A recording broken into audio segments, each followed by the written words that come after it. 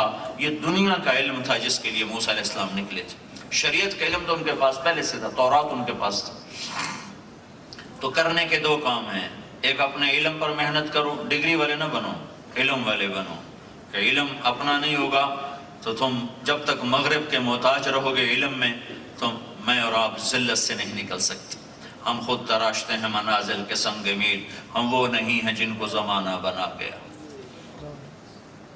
اپنے علم کو خود بناؤ، سنوارو، سیکھو، علم سیکھو، ڈگری نہ لو، علم سیکھو، علم والے بنو، ڈگری والے بنو نہ بنو، علم والے بنو، ایک محمدی بنو، سراپا محمدی میں ڈھلو، محمدی بنو۔ زندگی حضرت محمد صلی اللہ علیہ وسلم کے طریقے پر آ جائے تو تمہاری دنیا بھی بن گئی، تمہاری آخرت بھی بن گئی۔ جن استادوں سے پڑھ رہے ہو ان کا ادب، تمہارے لڑکے لڑکیاں اکٹھے پڑھتے ہیں، نظروں کی حفاظت رکھو، فاصلہ رکھو۔ شرم و حیا جس معاشرے سے نکل جاتا ہے وہ معاشرہ تباہ ہو جاتا ہے، وہ انسانیت کی بجائے درندگی پہ آ جاتا ہے۔ ایک حد فاصل اللہ نے مرد عورت میں رکھی ہے، جو معاشرہ اس کو مٹائے گا اس کی ہلاکت وہ اپنی آنکھوں سے دیکھے گا۔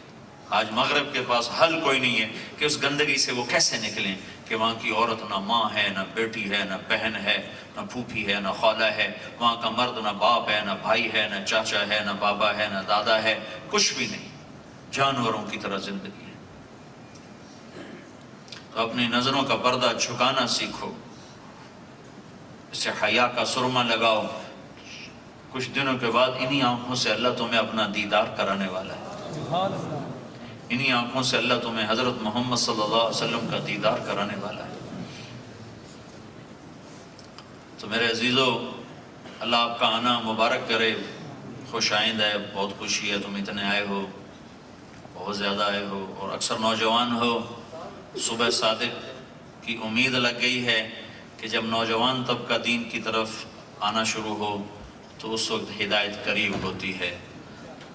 پچھلے دنوں ناروے میں تھا تو وہاں کے ساتھی بتا رہے تھے کہ نارویجن کہتے ہیں کہ تمہاری تیسری نسل جو یہاں مسجد میں جانے لگ گئی ہے، اس پر ہمیں بڑی حیرانی ہو رہی ہے کہ یہ ہمارے رنگ میں رنگنے کی بجائے یہ اپنے اسلام کی طرف کیوں لوٹ گئے ہیں، کس چیز نے ان کو مسجد کی طرف دھکیل دیا ہے۔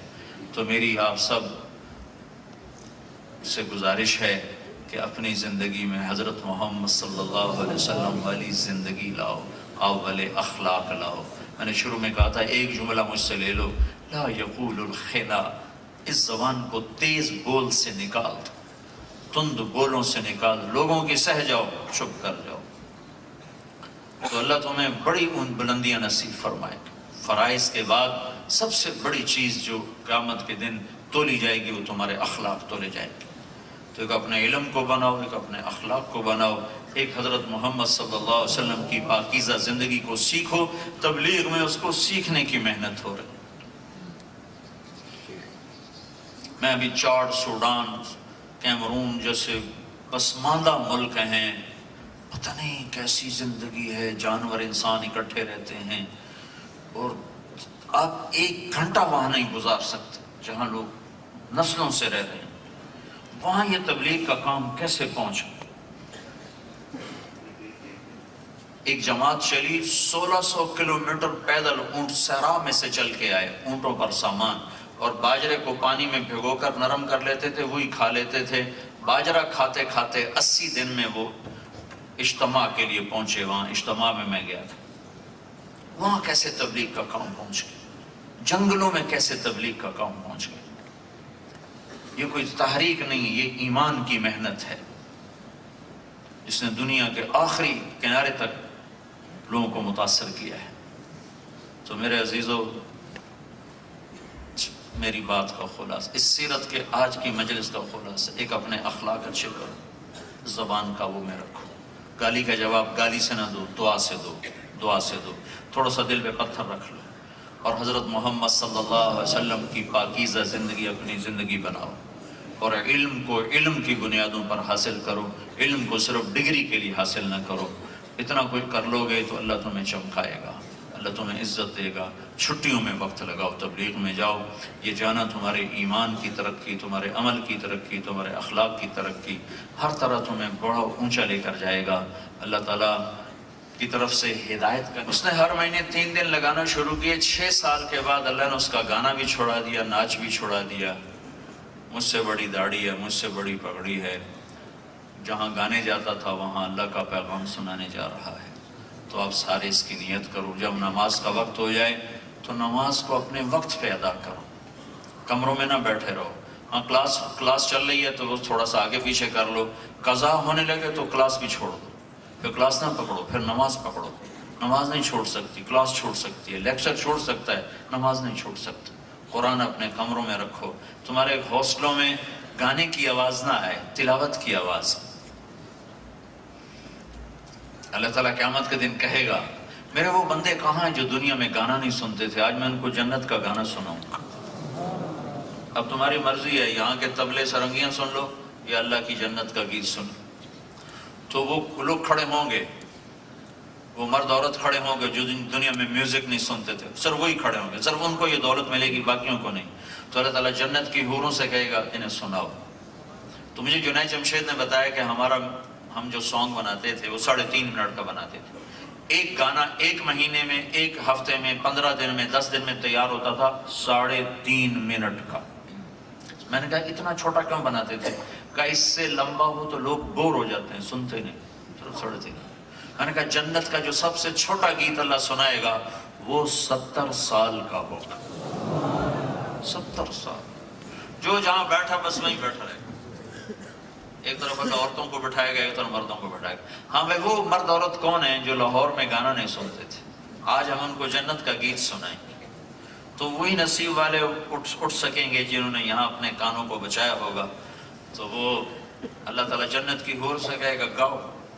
تو جنت کی حوروں کی آواز ہوگی اور جنت ساز بن جائے گی. ساری جنت ساز بن جائے گی اور ہوا موسیقار بن جائے گی.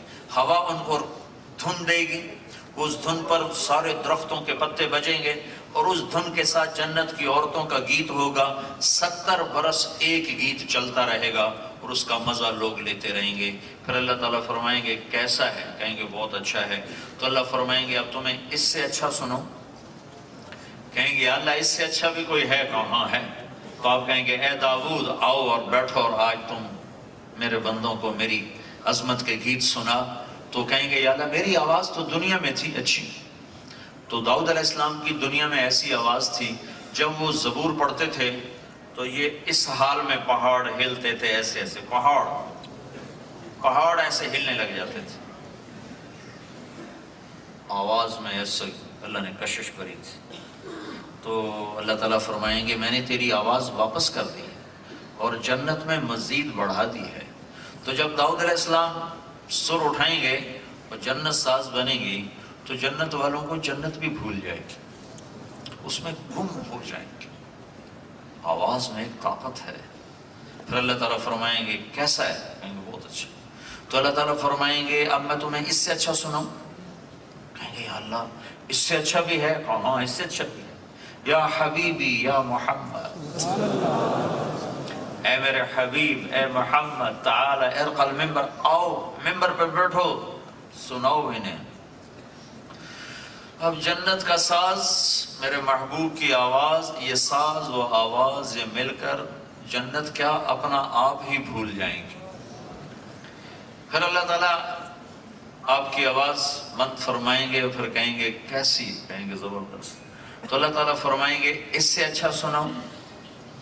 کہیں گے یا اللہ اس سے اچھا بھی کوئی ہو سکتا ہے؟ کہاں.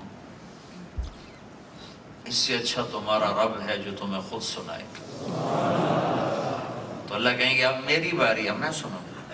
یہ صلہ ہے طبلے سرنگی سے کان بچانے کا، آج میں تمہیں سناؤں گا. اب اللہ کو ساز کی ضرورت نہیں، جنت خود خاموش ہو جائے گی. اور اللہ تعالیٰ فرمائیں گے جنت کے فرشتے سے پردے ہٹا دے، رضوان پردے ہٹا دے، میرے بندے بندیاں میرا دیدار بھی کریں، میرا کلام بھی سنیں. تو کائنات کی افضل ترین، جنت کی افضل ترین شے ہے اللہ کا دیدار. تو ایسے پردے اٹھیں گے اور اللہ سامنے آئے. اور میرے نبی نے فرمایا اللہ ہر شریک مجلس کا نام لے کر اس کا حال پوچھے گا، اس کی کیفیت پوچھے گا اور اس سے یہ پوچھے گا خوش تو ہو، راضی تو ہو. خوش ہو نا، راضی ہو نا، کوئی کمی تو نہیں، کوئی تکلیف تو نہیں. پھر اللہ تعالیٰ کیا کرے گا؟ پھر اللہ قرآن سنائے گا. اس آواز پر پھر جنت بھی دم بخود، پانی بھی دم بخود، مرد بھی دم بخود، عورتیں بھی دم بخود، سب اسی میں گم ہو جائیں گے. اور اس وقت صرف کانوں سے آپ نہیں سنیں گے، جسم کا ہر رونگٹا کان بن جائے گا اور اس سے آواز اندر جائے گی. اگر موت مر نہ گئی ہوتی تو اللہ کی آواز سب کے کلیجے پھاڑ دیتے. موت مر گئی تو یہ صلہ ہے کہ تمہاری یونیورسٹی میں کہ ہاسٹلوں میں میوزک نہ بج رہا ہو، قرآن چل رہا ہو. جو قوم ہلاک ہوتی ہے وہ آخرت میں طاؤس اور رباب پر آتے. اللہ تعالیٰ